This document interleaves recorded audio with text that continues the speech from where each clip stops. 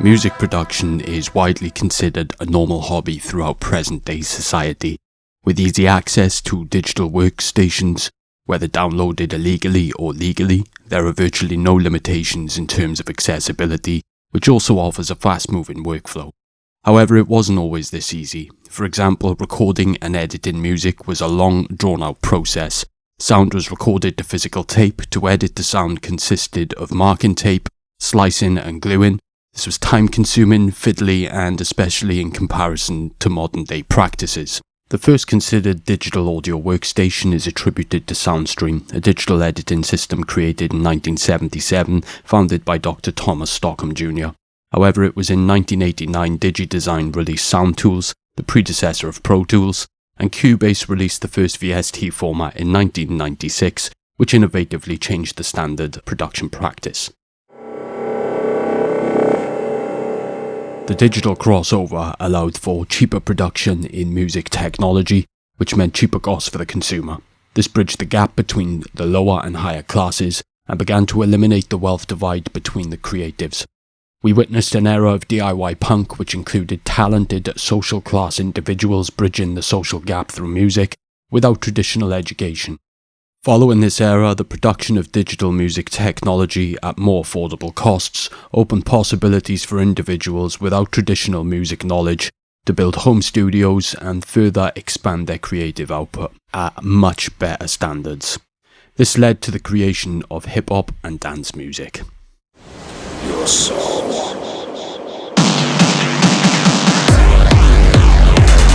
S1100 sampler. It had a reverb card built in as well. On top of that, I borrowed a really small mixing desk from my parents, and I used a Roland R8. I didn't have any kind of tape machines or anything like that, so I was really looking for some way to record everything. And then I ran into a guy who had a studio and he was using Cubase. He also introduced me to a hard disk recorder called Soundscape. Then eventually I managed to get myself a Mac E24 into 8 mixer, and that's really where everything took off. Then I had everything that I really needed. Computers became more incorporated in the production aspects of most industries, including music. The birth of the VST was followed by an endless stream of algorithms emulating high-quality studio hardware, all available to install and use as third-party programs within your DAW on your home computer. These sophisticated codes were produced at high enough standards to eventually replace traditional industry practices and completely change the production process with more attractive timescales in completing projects at exceptional standards. Significantly cheaper production costs allowed room for designers to be more creative in development and invent groundbreaking software such as Auto-Tune. As these new industry standard tools weren't pieces of physical equipment, it became easier for the public to download these algorithms illegally and essentially steal thousands of pounds worth of equipment via torrent sites. The positive factor being, younger generations now had wider accessibility to high-quality studio equipment, regardless of their class situation.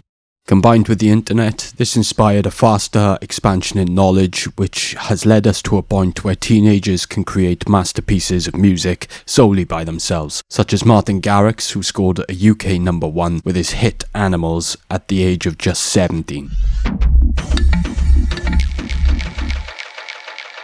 Artificial intelligent algorithms such as Auto-Tune plugins allows anybody to jump on a microphone and sing in tune without traditional vocal training. AI equalizers such as Soothe allows anybody to eliminate resonant peaks without training their engineering ears to perfection, and software sequencers allow producers to create melodies in key without traditional education in music theory. And of course, AI mastering software such as Isotope Ozone is allowing inexperienced loose-term engineers to master music successfully. These factors could be considered negative aspects of new technology in terms of the detrimental effect it has on many subsectors of the industry and trades such as mix mastering engineers, vocal coaches, and music theory tutors. However, even with such technological advancements, critical listening is a skill that is challenging to simulate through an algorithm because it requires a combination of human intuition, spatial awareness, and learning over time. massively. I mean, obviously the cost of equipment has come down.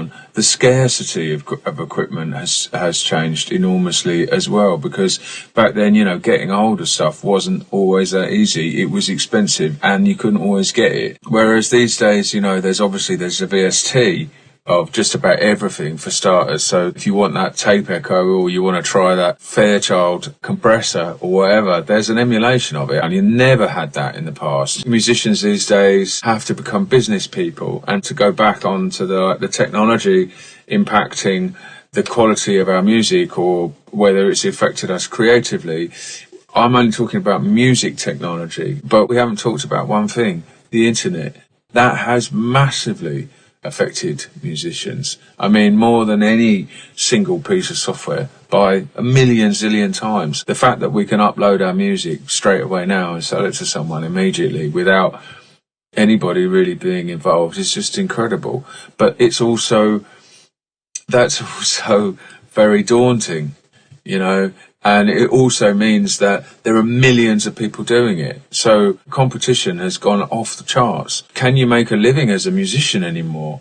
Yeah, you can, but you have to really think of it as a business, and you have to treat your life as a business, and do those two things really gel together? Well, if you're on a low budget, not really, no. If you think about the old relationship that musicians used to have with record companies, obviously the record company would sort of step in at a certain point. It meant that musicians and record companies needed each other. Musicians need a chance to record and relax and make their best work and concentrate fully on what they're doing.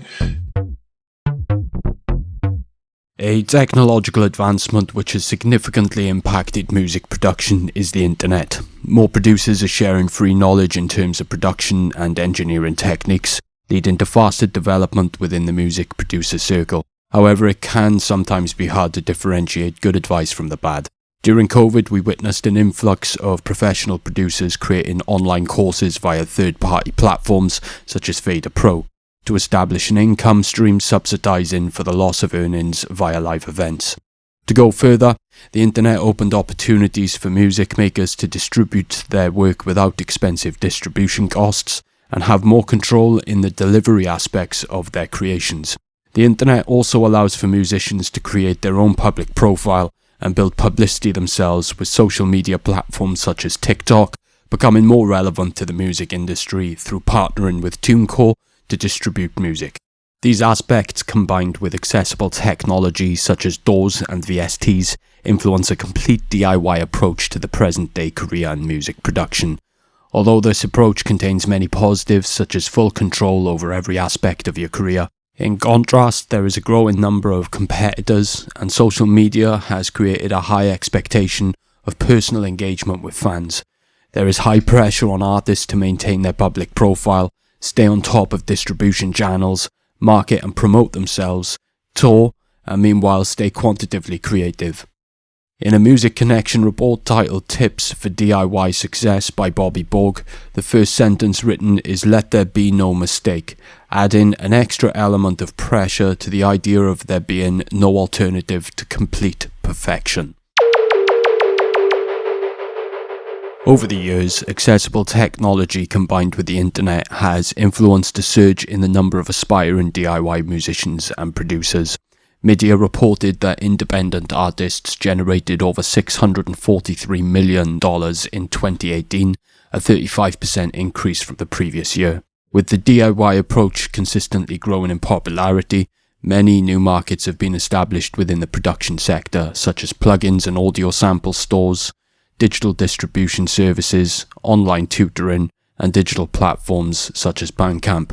To go further, this growing trend has forced labels and publishers to devise new business models to stay relevant, with the accessibility of selective label services for artists and micro-license publishing deals for podcasters and online content creators.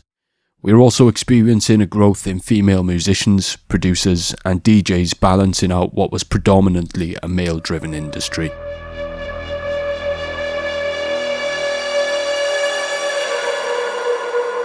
The continuous advancements in technology are allowing people of all ages, genders, and social classes to access the tools they need to create, whether hobbyists or aspiring professionals. Having the devices available to express our creativity as humans is a positive factor of life. Progressive algorithms are allowing creators to work at a much faster pace, making room for experimentation, ultimately leading to the development of new styles and creative processes. The internet helps younger generations to learn faster, influencing a higher level of future producers, and new methods of business are allowing creatives to have full control over their artistic careers. Although the demand for a reputable public profile via consistent social activity and engagement is higher than ever, the positives far outweigh the negatives in terms of the evolving landscape for music production. My projection over the next 10 years, we will witness new styles of music emerging parallel to a balance in gender. I believe women will inspire this more as a higher volume of music is produced with a woman's touch, and the industry standard of quality will improve quite significantly.